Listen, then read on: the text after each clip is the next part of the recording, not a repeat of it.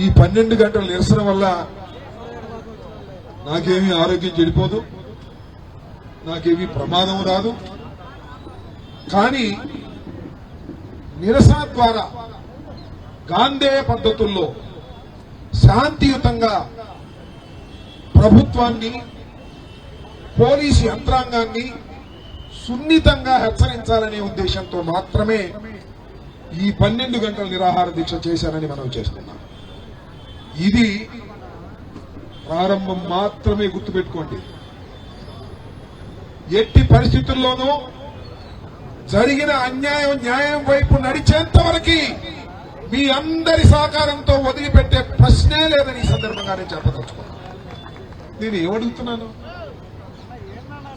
నా ఇంటి మీద దాడి చేసిన వాళ్ళ మీద కరెక్ట్ కేసు పెట్టమంటున్నాను.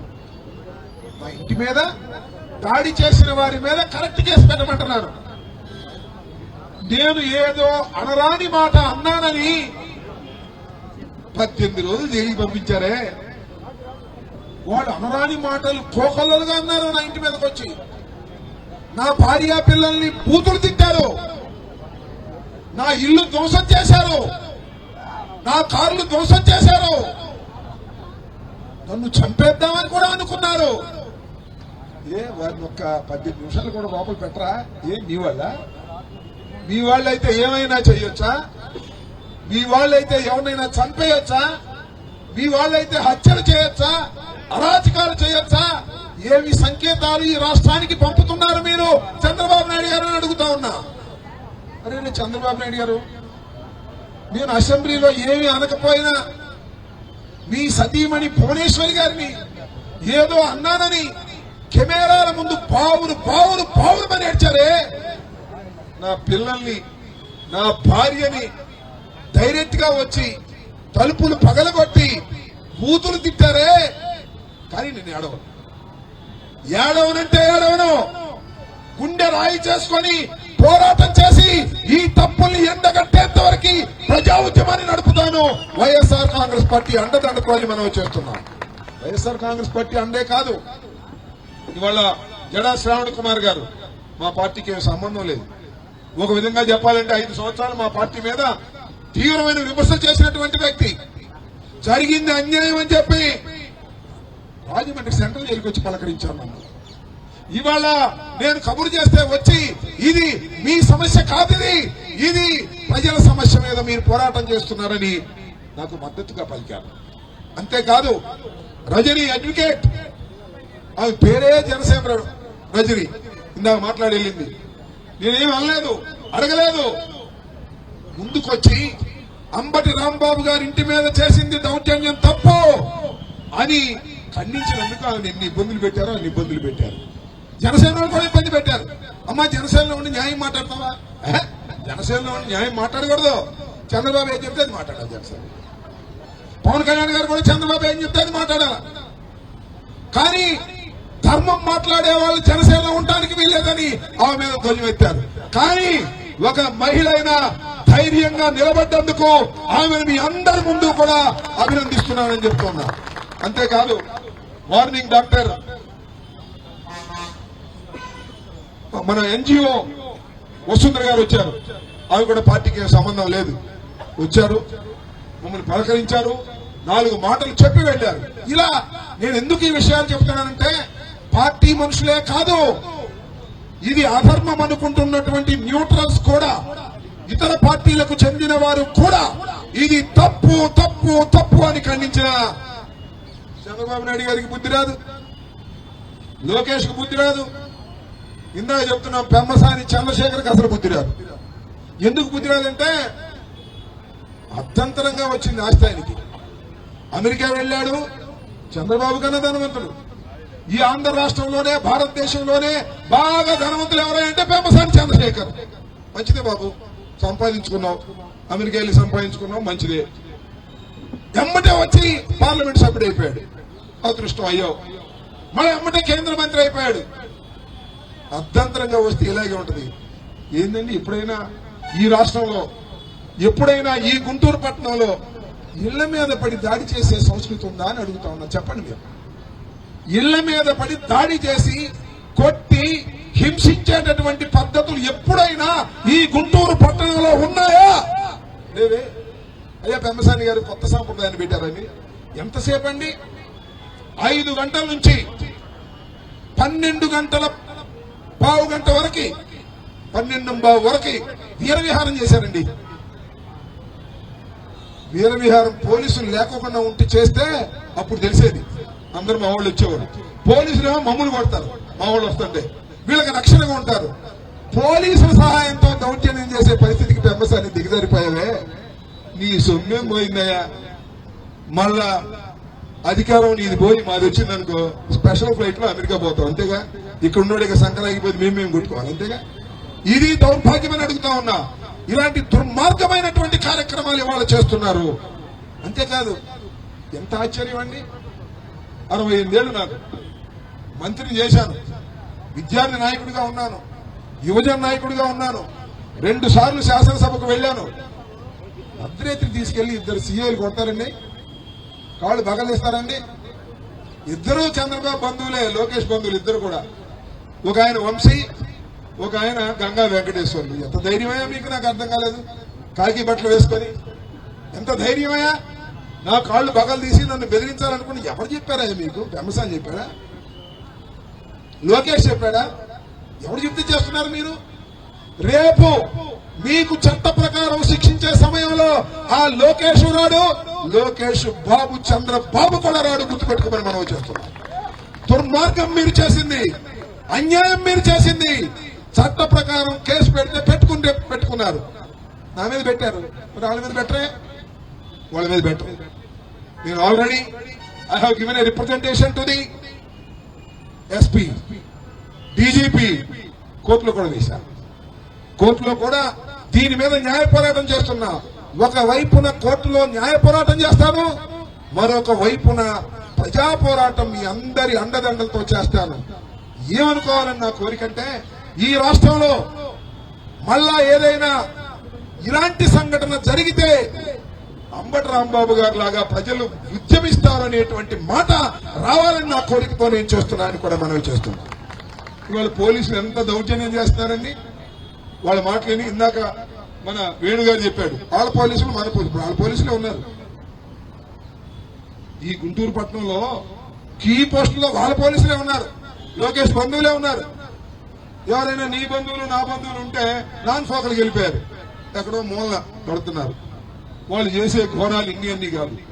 రాత్రికి వెళ్ళి పట్టమంటే ఎవరైనా పట్టుకొస్తారు. సోషల్ మీడియా కార్యకర్తలు పోస్ట్ పెడితే అర్ధరాత్రి వెళ్ళి తలుపులు పగలగొట్టి తీసుకొస్తున్నారు.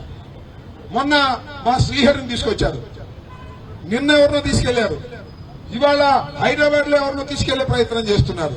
ఏం చేస్తారయ్యా మీరు? నాకు అర్థం కాలేదు. తీసుకెళ్లి ఏం చేస్తారు? కోర్టులో ప్రొడ్యూస్ చేస్తారు. మా పూడి శ్రీహరిని కోర్టులో ప్రొడ్యూస్ చేస్తే కుప్పం మ్యాజిస్ట్రేట్ ఎమ్మడ రిలీజ్ చేశాడు. తప్పు అని చెప్పి మీరు సరైన పద్ధతుల్లో మీరు వ్యవహరించడం లేదు, మీరు నోటీస్ ఇవ్వకోకుండా పూడి శ్రీహరిని అరెస్ట్ చేశారు కాబట్టి నేను విడుదల చేస్తున్నానంటే ఎక్కడ పెట్టుకున్నారా తలకాయ? మీరు నాకు అర్థం కాలేదు. పోలీసులు అంటే లోకేష్ చెప్తే ఎవరైనా పట్టుకెళ్తారా? నేను ఒకటే హెచ్చరిస్తున్నా పోలీసు వారందరికీ కూడా, మీరు మీ ఉద్యోగాలు చేసుకోండి ధర్మంగా, తప్పులేదు. బియాండ్ ది డ్యూటీస్ పెమ్మసాని చెప్పాడేనో, లేకపోతే లోకేష్ చెప్పాడనో, సీఎం ఆఫీస్ చెప్పిందనో మీరు పిచ్చి పిచ్చి వేషాలు వేస్తే గుర్తు పెట్టుకుంటాం. ఈ రాష్ట్రాన్ని 5 సంవత్సరాలు పరిపాలించినటువంటి పార్టీ మాది, మళ్ళా ఈ రాష్ట్రాన్ని పరిపాలించబోయే పార్టీ కూడా మాదే. గుర్తుపెట్టుకోండి.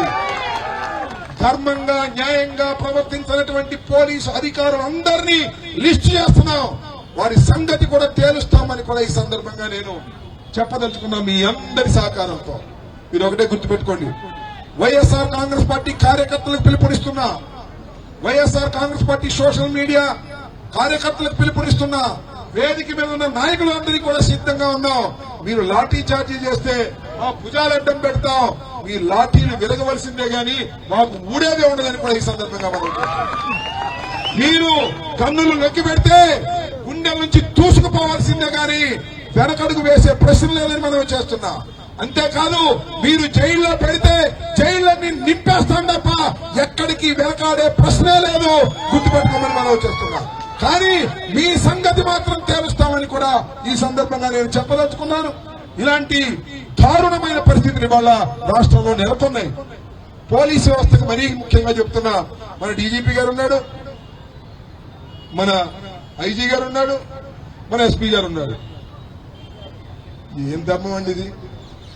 నా ఇంటి మీద పడి కొడతా ఉంటే, పెట్రోల్ బాంబులు వేస్తా ఉంటే మాజీ హోంమంత్రి గారు వెళ్లి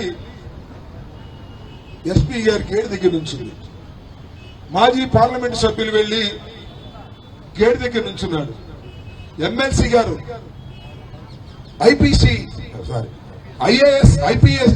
ఐపీఎస్ అధికారి, ఎస్పీ ర్యాంక్ రిటైర్డ్, ఆయన వెళ్లి గడప దగ్గర నుంచున్నాడు.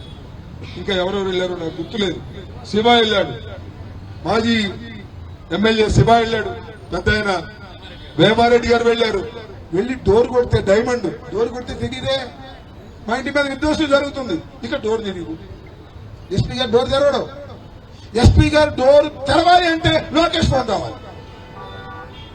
అదే డోర్ అయినా గేట్ అయినా గేట్ దగ్గర బయట నుంచుని, ఏమండి మా రాంబాబు ఇంటి మీద దాడి జరుగుతుంది, మా రాంబాబుని చంపేస్తారేమో, మా రాంబాబుని కొడతారేమో అని ఎంత మొత్తుకున్నా తిక్కులేని పరిస్థితి వచ్చింది. ఏంది రాష్ట్రం అని అడుగుతా ఉన్నా. ఏంది బాబు చంద్రబాబు నీ పరిపాలన? నాకు అర్థం కాలేదు. నేను ఒకటి గుర్తు చేస్తా, ఇదే పరిస్థితి విజయవాడలో వచ్చింది. ఒకసారి వంశీ ఇంటి మీద వెంకట్రావు అనే ఎమ్మెల్యే గెలిచిన ఆయన దాడి చేయడానికి ప్రయత్నం చేశాడు. దాడి చేయడానికి ప్రయత్నం చేస్తే ఒక అరగంట సేపు ఊరుకున్నారు పోలీసులు. వెంబట ఎస్పీ వచ్చి మొత్తం లాఠీ చార్జ్ చేసి అందరిని పంపించి పారేశాడు.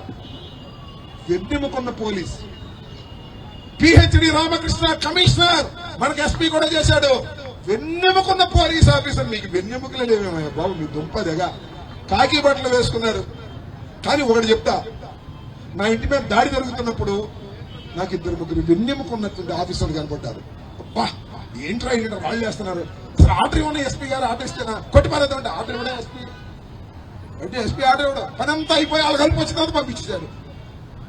కానీ పోలీసుల్లో కూడా నేను మనవి చేస్తున్నా, చాలా సిన్సియర్ ఆఫీసర్ ఉన్నారు. ఎప్పుడంటే కాకి బట్ట వేసుకొని లాఠీ పట్టుకొని తుపాకీ పెట్టుకున్న తర్వాత అన్యాయం అక్రమం జరుగుతుంటే తిరగబడాలి, వాళ్ళని అణచాలి అనేటువంటి ధోరణితో పనిచేసేటటువంటి ఆఫీసర్లు ఉన్నారు. కానీ వాళ్ళకి ఆర్డర్స్ లేవు, వాళ్ళు నాన్ ఫోకల్ పోస్ట్ లో ఉన్నారు.